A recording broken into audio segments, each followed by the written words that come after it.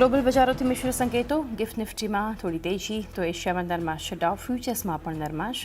ગઈકાલે અનુમાનથી વધુ રિટેલ મોંઘવારીના આંકડાથી યુએસ ઇન્ડાઇસીસમાં ભારે વેચવાલી, જોકે ત્યારબાદ નીચલા સ્તરેથી સારી રિકવરી.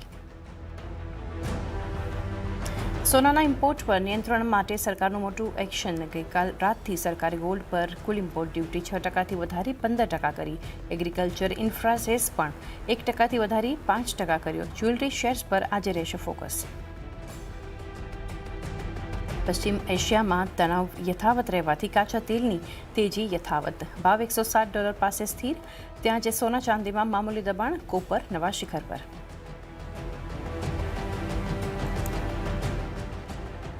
MSCI સ્ટાન્ડર્ડ ઇન્ડેક્સમાં થયા મોટા બદલાવ. Federal bank, Indian bank, MCX, નાલ્કોનો થયો ઇન્ડેક્સમાં સમાવેશ, જ્યારે હ્યુન્ડાઈ, જ્યુબિલન્ટ ફૂડવર્ક્સ, કલ્યાણ જ્વેલર્સ અને RVNL થયા બહાર.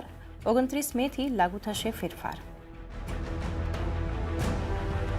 ડોક્ટર રેડ્ડીઝના ઘણા નબળા પરિણામ. ચોથા ત્રિમાસિકમાં નફો 86%, આવક 12% ઘટી. માર્જિન્સ પણ 29%થી ઘટીને 13% પર પહોંચ્યા. એક કેન્સરની દવાના ઓછા વેચાણ અને ઘણા વન ઓફની જોવા મળી અસર. તો ટાટા પાવરનો નફો 4.5%, તો આવક 13% ઘટ્યા. માર્જિન્સમાં 160 બેસિસ પોઈન્ટનો ઘટાડો. ત્યાં જ ડિક્સન ટેકનો નફો 36% ઘટ્યો, તો નફામાંથી ખોટમાં આવી મેક્સ ફાઇનાન્શિયલ. આજે આવશે નિફ્ટીમાં ભારતીય એરટેલ અને સિપ્લાના પરિણામ. 30% ઘટી શકે છે સિપ્લાનો નફો. માર્જિન્સ પર દબાણ શક્ય. આ સાથે જ TVS મોટર્સ, DLF સહિત 9 વાયદા કંપનીઓના પણ આજે પરિણામ.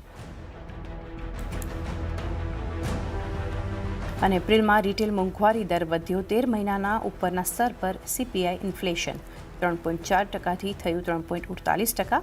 ખાવા પીવાનો સામાન, ફૂડ એન્ડ બેવરેજીસના વધ્યા ભાવ.